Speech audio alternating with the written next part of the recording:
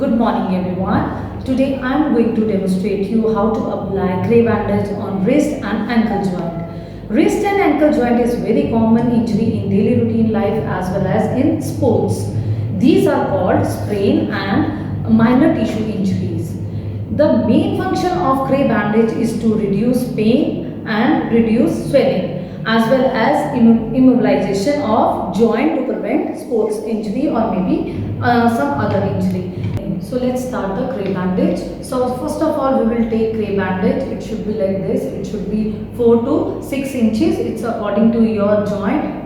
अगर रिस्ट में है सो उसके लिए आप छोटी बैंडेज ले सकते हैं. एंकल और नी जॉइंट में है तो उसके लिए आप 6 इंचेस बैंडेज ले सकते हैं. इसके अलावा इसमें एक स्पेशल टाइप के क्लिप्स आते हैं वो इनको फिक्स करने के लिए बहुत ही यूज़फुल होते हैं. इसमें इलास्टिसिटी होती है जिससे कि ये इजीली इसको होल्ड कर लेते हैं. इन case you don't have clips तो आप इसकी जगह सेफ्टी पिन भी यूज़ कर सकते हैं.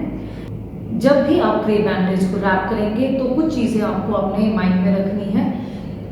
जो आपकी क्ले बैंडेज है ये बहुत ज़्यादा पुरानी नहीं होनी चाहिए. इसकी इलास्टिसिटी होनी चाहिए जैसे कि मैं आपको स्ट्रेच करके बता रही हूँ. इसके अलावा आपने जब भी क्ले बैंडेज बांधनी है तो वो फिगर ऑफ 8 में ही बांधनी है. इससे एक तो ब्लड सर्कुलेशन ठीक रहता है पर्सन का पर्टिकुलर जॉइंट पे और उससे स्वेलिंग नहीं हो पाती. सेकेंडली जब भी आपने क्ले बैंडेज बांधनी है तो आपने फिगर ऑफ 8 में ही बांधनी है चाहे वो किसी भी जॉइंट पे है. वो भी हम आपको डेमोस्ट्रेट करके दिखाएंगे. थर्ड पॉइंट, जब भी आपने क्ले बैंडेज बांधनी है तो आपने इसको ध्यान में रखना है कि इसको बांधते वक्त आपने डाउनवर्ड टू अपवर्ड की साइड जाना है. ये डिपेंड करता है कि आप किस जॉइंट पे ये बैंडेज जो है उसको रैप कर रहे हैं. इसके अलावा जब भी आप बैंडेज बांधोगे तो कभी भी उसमें रिंकल्स नहीं आने चाहिए. जब भी आप इसको रैप करोगे तो उसको थोड़ा स्ट्रेच करके करना है, बहुत ज़्यादा नहीं बट नॉर्मल, ताकि इसके रिंकल फ्री हो जाएंगे क्योंकि इससे आपके जो सॉफ्ट टिश्यूज़ हैं अदरवाइज वो डैमेज हो जाए. So today I am going to show you how to wrap clay bandage on your wrist joint. So सबसे पहले इसमें हम सिंगल फोल्ड डालेंगे. हाँ जी, रैप किया. नाउ यहीं पर हम इसे 3 टाइम रैप करेंगे. 1 2 and 3. नाउ अब हम इसे फिगर ऑफ 8 में कन्वर्ट करेंगे. उस तरह से रैप करना है. इसमें एक चीज़ का आपको ध्यान रखना है कि अपना ये जो थंब है ये फ्री रखना है, ठीक है. और यहाँ से आपके फिगर ऑफ 8 जो है वो क्रिएट करेंगे. हाँ जी, ये देखिए फिगर ऑफ 8 में ये रैप कर रही हैं.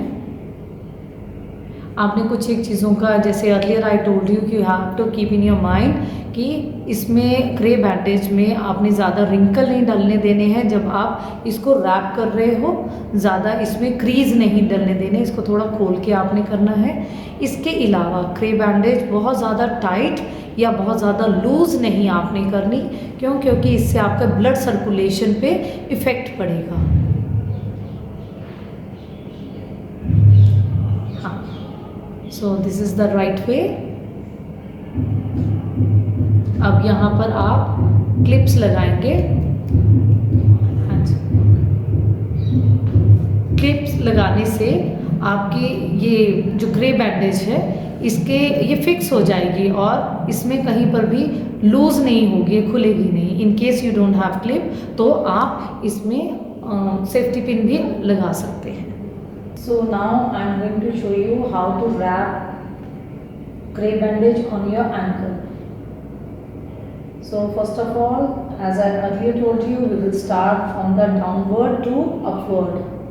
So सबसे पहले 3 टर्न देंगे यहाँ हम क्ले बैंडेज के. 3 टर्न इसलिए देंगे फॉर द प्रॉपर ग्रिप. इसके बाद now we will make figure of 8. Figure of 8 के लिए हील के पीछे से टर्न करके दूसरी साइड से हम इसे निकालेंगे और ये फिर हील के नीचे से इसको टर्न देंगे.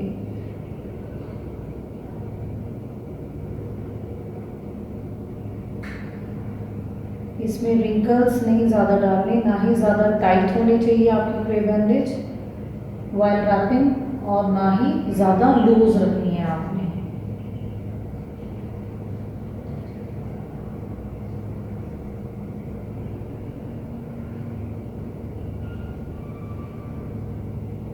Depend upon your cray bandage, जितनी भी आपके पास बैंडेज है उसको फिगर ऑफ 8 में ही आपने रोल करते जाना है।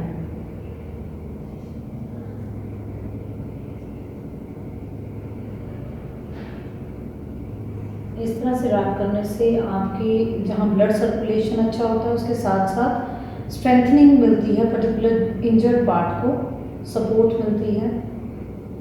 Now we are fixing the clips.